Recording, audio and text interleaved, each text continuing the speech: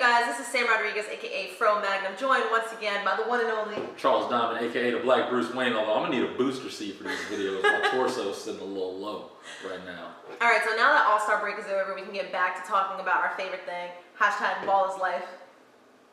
I don't know how to hash out. This is Lakers all day. That's all I got. I said ball, but ball is life. Nah, Los Angeles Lakers hashtag ball Lakers is life. Nation. All right, whatever. Hashtag Knicks way. So Yeah, sure. the Knicks play tonight. We play Orlando. Probably a big game for Knicks tank. So we're gonna get into some Knicks talk. I have some questions that need answers, and you want to start it off? Yeah, absolutely. Let's get it going. Because I'm kind of curious about what the Knicks are gonna do. Right, last half of the season. It's I don't want to use the T word, guys, but it's time to develop the young players. There it goes. Rest the veteran players. Thank you. All right, so let's start it off. And look to the future. All right, so this is from Leo Valentin. I hope I pronounced that right. I hope it's not Valentine. There would probably be E. Anywho. Look Valentine to me. What does Moutier starting mean for Frankie Nitz, aka Frankie Smokes? That song, Frankie Nitz? Frankie Nats? The French Prince, the franchise. Okay, so what does Moutier starting mean for Frank? What do you think? I don't think people should be like jumping off the deep end about it, because I understand that we just drafted Frank, but we also just acquired Emmanuel Moutier, and Moutier is what, 21 years old? Yeah, 21. Okay, so he's 21 years old, so starting him really isn't a big deal to me. Did he start in Denver? 21. Yeah, for a while. Okay. Yeah, for a while. But then, I think he got set down because then they started playing Jamal Murray at point guard. Right. Okay. So he's only 21 years old, so I don't see anything wrong with inserting him into a starting lineup that he's going to be part of going forward and developing him, and have Frank coming off the bench and still playing a substantial amount of minutes. I don't think the issue is what does Emmanuel Moutier starting mean for Frank. I think it's more of, if Jarrett Jack plays this amount of minutes, what does that mean for Frank? I always forget about Jarrett Jack. Yeah. I don't know how he plays 28 minutes. How could I forget about him? For the record, I think the Wizards are going to be signing former Nick Ramon Sessions. And former Laker Ramon Sessions. Yeah, okay, anyway. That was a good time. Yeah. Also, I think that people ignore the fact that they've been playing Frank off the ball more. Like, he's been playing more of an off-guard role, too. Like, I don't see why. Like, Frank's big, Moutier's big. I don't really think Courtney Lee is, like, necessarily needs to be, like, a cornerstone for the future. You can start Moutier, Frank, and Tim. Well, that was my next question. Like, why does Frank have to come off the bench? Why can't he play them together and have Jarrett Jack come off the bench like he should be? So I'm not really understanding that.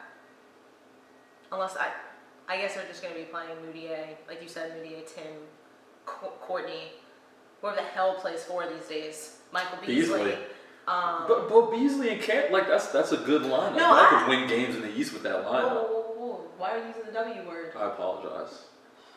Who wants to win, right? It's just basketball. No, I don't like, as my Knicks fan knows, I do not like watching games and wanting my team to lose. It's not a fun experience. I don't do it. You can ixnay this out later, but I just want to say, like, that feeling last year of being a Lakers fan and, like, watching us get to close games, I'd be like, yeah, get close. And then we lose on, like, a buzzer beater, and I'd be like, yeah. You get a little bit of best of both worlds right there. No, because that brings back horrible memories, and not even, like, memories from a long time ago, like memories from a couple weeks ago of the Knicks' fake comeback, because that's our thing. Our thing is be down by 30, like, the whole game, cut it down to like 8 with like 4 minutes left, and then just somehow lose the game in the most heartbreaking fashion ever. That's the Knicks thing. Like, we should patent that. You should patent that. Yeah, we should. The Knicks way. That was disrespectful. You said it. Anyway. I'm just supporting you. Alright, this is from Knight Chandler 7. Why are they purportedly, it's a good word, sir. Knight Chandler, is that like a Tyson Brandon reference, or is that really his name? I don't know, but if it's a Tyson Chandler reference, he's lit.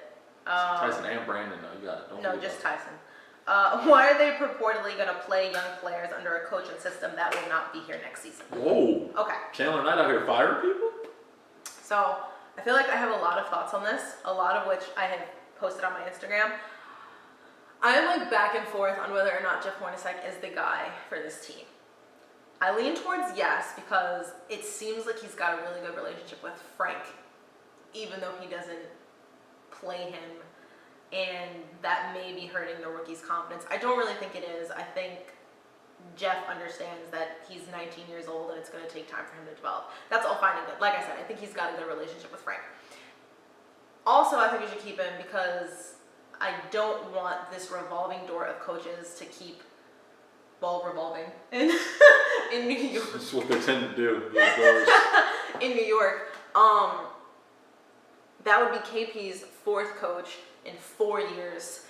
Derek, Rambis, Jeff, and then the new dude. Exactly. Wow. Yeah, exactly. So I just don't think that contributes to a winning organization or just an organization with any type of like consistency. On the flip side of that, Jeff has had altercations, and I don't mean physical. Well, even though the one with Joakim is supposedly Definitely physical. physical. He's gotten into an altercation with Porzingis or Hernan Gomez over the other one, whichever. So it doesn't. I don't know if like Jeff has the type of relationship with his players that is necessary for them to develop into the players that we all want them to be. What do you think? I mean, I don't ever want to wish a coach to get fired. I also think what are the Knicks doing right now? Like, I think they're doing a good job of, like, I can't even tell if they're doing a good job of developing the young players because the older players play.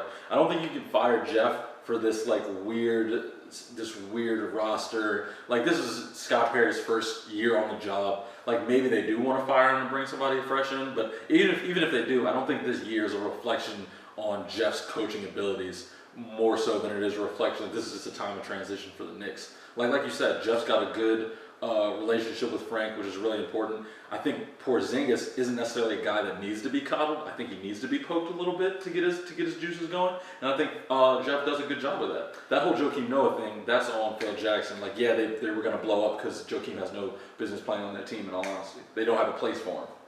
Yes, okay, I agree with you there. So one thing that I was actually discussing with one of our coworkers, there's something I want to say about Porzingis that might rub people the wrong way. There's something about Porzingis that comes off as spoiled. Bruh. I think snap. I think that he's almost embraced New York a little too much. Yeah. Like, Porzingis needs like a good taste of Greg Popovich. You know what I was honestly thinking? What? I was thinking you might need to hire the point guard whisperer, one Mr. Byron Scott, who coached Chris Paul to greatness. But are you getting that same sense? No, I get. You get the same He sense. seems a bit entitled at times. Entitled, thank you. And I didn't want to use that word because when he skipped out on his exit interview, that's the word people were calling him, and I wanted to make every excuse in the book for him missing that exit interview because at that point there was just way more dysfunction than is happening right now, and that's saying a lot. But I do get that sense, and I don't know if that previous altercation with Jeff helps or hurts that. I mean, I don't know if that previous altercation helps or hurts, but I think the evil you know is better than the evil you don't know, right? Like, maybe that previous altercation with Jeff hurt or helped, but like, if you're gonna bring someone else in rather than just repair the relationship you have, because if you kick Jeff to the can now, like, I think Porzingis might feel like, hey, yeah, I was dissatisfied with him and they kicked him to the curb, and that's the last thing you want to do. Yeah. Unless you're bringing in someone like, not Byron Scott, because that would be a terrible idea, but like someone like Byron Scott who's gonna say, hey, no, do your job. I think like the perfect coach for this team is unfortunately coaching the other New York team. For real though. Kenny Atkinson would be the perfect coach for this team. Yeah, and I because that's the stage time. you're on. I've seen him like running like practices and stuff, and like the way he talks to them is like just direct and like not mean, but like almost intimidating, but like not in a way like the players feel threatened. Well, that was a major contradiction, but.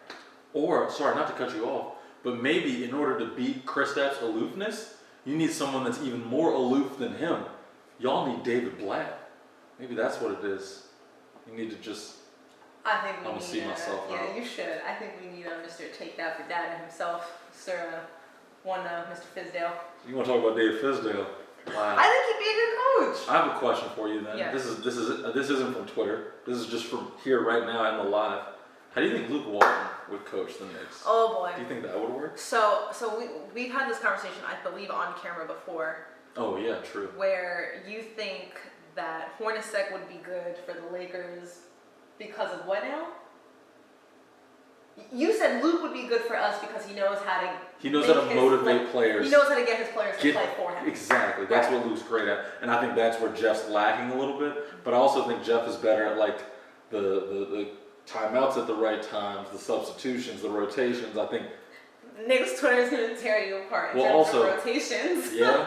Yeah. Well, not like see, like the thing Is is rotations or not playing Frank? Those are two different things. well, okay, I'll say this. Like there have been times late in the ends of games where like an offensive rebound was needed. Cantor was nowhere to be seen. Things like that. But he'd put like I've said this too. Like he put Lance Thomas in, and you're just like you get it because you need Lance there for defense, but you needed Cantor there for the rebounds. Yo, Lance Thomas knows some secrets in the Knicks organization because there's no way he should be. Like, he is a cornerstone of the Knicks for years, and I have no idea how that's the case. Anyway, continue. Going back to Luke No Walton. disrespect. No, going back to Luke Walton, I think I don't watch the Lakers too much, but from what I've seen, like with you, just like even in double OT games with like the Rockets, like right? Yeah. I got that right. Yeah, you got that. Good job. 2 OTs. They TOT. they play hard. Yeah. But, like I kind of hate sometimes when people are like, oh, but the Knicks play so hard. I don't know what game y'all are watching because I don't think they play very hard. I don't think they're doing anything a lot of the times. Like there are so many times where you're watching them and they're all just standing around. When Porzingis was playing, just kind of watching KP, like the same. We talked about this, falling into the same old habits with Carmelo Anthony. Talked about this on the Basketball Reasons podcast. We did. Wow, shameless self-promotion. I respect it. So I think it would be a fun experiment to just switch coaches for the end of the season. Yeah. Maybe we can make some calls. We would like actually run a half-court offense, and y'all would play hard. Yeah. Well, let's see what else we got because I think we have some time for one more question. Oh, okay. So this was my favorite one. Oh man. Oh, two. Okay. Oh, this man. one we're gonna do quick. How would fans feel if the team played 500 ball the rest of the way, knocking themselves out of the lottery? You had thoughts on that? I mean, I don't think playing 500 ball the rest of the way would knock them out of the lottery. I think the teams that are above them are trying to be above them. I think the teams that are below them are so bad. Like, there's a clear distinction between the bottom tier. So, like, and quite honestly, like, it's a really top-heavy draft. Like, if y'all are going to be picking 11th versus 14th, that's not really going to be that big of a difference, in all honesty. So let's do hypothetically then. Okay. If the Knicks knocks themselves out of the lottery, how do you think Knicks fans would feel? Oh, Knicks fans would riot. They would. They'd be like, why are we winning I games? genuinely think they would riot. Y'all are kind of backwards sometimes. No. We absolutely are. We might be the most backwards fans in the NBA. I mean, Every year is our year. Then halfway through the season. let's just keep it 100 though. The odds of y'all going 500 are very slim. That's what I said, hypothetical. Actually, So, I don't know the schedule. That would be a fun exercise. I would be surprised. We can do that, but I'd be surprised if we won more than 4 games the rest of the way. 4? Yeah, I think we're that bad. That's kind of crazy. I think we're that bad. Our last 2 games are against Cleveland. Yeah. All right, so Not bad. last KP, question. don't rush back, bro. We got lottery picks. Speaking of Porzingis, last question. Should KP, I'm gonna let you handle this because this is something you always say. Should KP be a full-time center upon his return next year? KP should have been a full-time center. Get that man in the weight room, get him some peanut butter and jelly sandwiches, get some meat on his bones. Also, like coming back from an ACL injury, like he's gonna lose some of that lateral quickness. I think having him play the 4, like that's cool and all. He gets to like exploit 4s, but now that he's gonna be a little slower, like those mismatches are gonna be against 5s now, slower 5s, especially as 4s get fleeter of foot and lighter.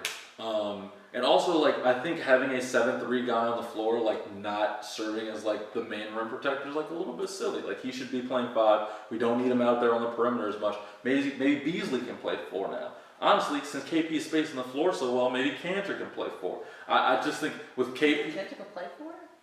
I don't know if he could guard the 4s. He would have to get less peanut butter and jelly sandwiches. Okay. But I just think having KP at the 5, like, creates mismatches on offense and also, like... It just opens up your lineup more, especially since Moutier, he's getting better, but he's not really a great shooter. Frank's not a great shooter. Just like letting KP just like open the floor up as a 5, as opposed to having him at 4 and having someone like Cantor at 5 just stay in the paint. I think it opens up your offense more. All right, so let's say, because I agree with you, let's say that happens, right? Let's say Cantor's willing to come off the bench, because I think that would be dope. That would be amazing. Cantor Yeah, and then you can have Cantor. Cantor and KP like as the second unit 4 and 5. But continue. So check this out. So then our lineup would be something like Moutier, Frank. So you play Frank. Tim. Don't need Courtney there. Beasley. KP. Fuego. I think that's good, Fuego. right? Off the bench, Jared Jack. That man ain't gonna be on the team. What's wrong with you? Oh my bad, Doug McDirt. You're wild. Courtney, and let's say we kept Courtney. Courtney off the bench is good. Damian. I thought you meant Lillard. I was like, I mean, I know he's coming to New York eventually, but like with Giannis, with Kawhi, because you know Kawhi ain't staying in San Antonio. Kawhi's from Southern California. Oh my! I am so sick and tired of Lakers fans thinking they're gonna get everybody. This man is gonna be playing with LeBron, Kawhi, and Paul George next year. Hey, we said we got 2 max slots, not 2 max players. That money can get split up. Pieces of the pie go to everybody. This is ridiculous. Kawhi, Okay. come on home, baby. Anyway, so I think that pretty much sums up our little Knicks fix for today. I ain't got a fix. I'm just trying to My fix. little Knicks fix for today. So we're gonna be back with you. Hopefully the Knicks get this